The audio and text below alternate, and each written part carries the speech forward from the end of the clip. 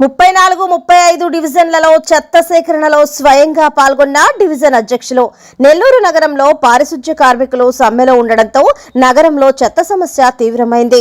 ఈ నేపథ్యంలో 34వ డివిజన్ అధ్యక్షుడు షేక్ మస్తాన్, 35వ డివిజన్ అధ్యక్షుడు బర్నాబాస్లు స్వయంగా రంగంలోకి దిగారు. గత కొన్ని రోజులుగా చెత్త ఎక్కడికక్కడ పేరుకుపోవడంతో ప్రజలు తీవ్ర అసౌకర్యానికి గురవుతున్నారు.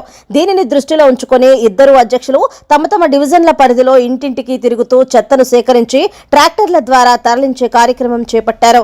ఈ చర్యలపై స్థానిక ప్రజలు హర్షం వ్యక్తం చేస్తూ ప్రజాప్రతినిధుల చొరవ అభినందనీయమని పేర్కొన్నారు.